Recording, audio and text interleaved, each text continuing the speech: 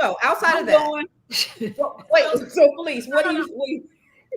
So this is what I believe, right? Like, I don't mean any harm, but one of the reasons why we don't have real wealth either is because, like, we see our people basing their flyness on Louis Vuitton, Gucci, all these other people.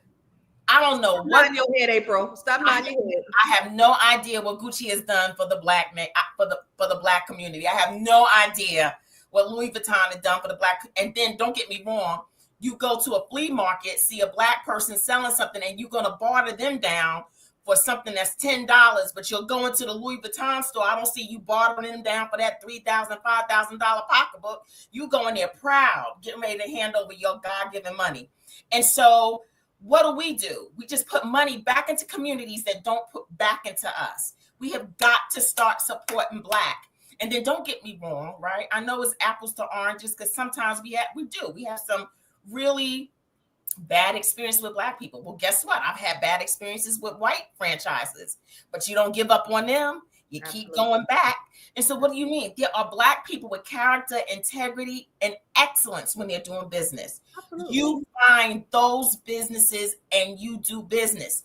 And you also commit to supporting new businesses for a certain amount of time to make sure that they build a foundation to be able to spring from. So one of the things that I always hear, why black stuff always more expensive? Well, sometimes now they do price gouge, some people, but for the most part, it took them much more to get there.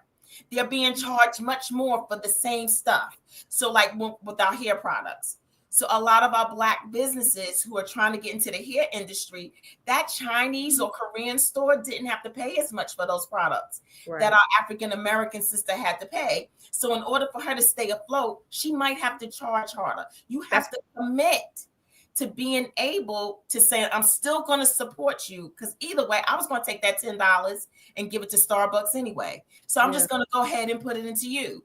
And so we have to commit to saying that we are going to support and love on our black businesses and start keeping our black dollars in the black economy.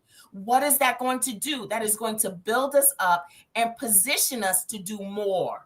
Amen. And the more that we're able to do more, the more we'll be able to do. And that's how we're going to have to keep cycling the money, at least in the short term, right? And then who knows what that can do in the long term. But we have got to stop supporting these brands. And we're proud to have Nike across our chest, to have, like I wear my name across my chest. I forget this right. Every day I'm wearing some of mine. Every day.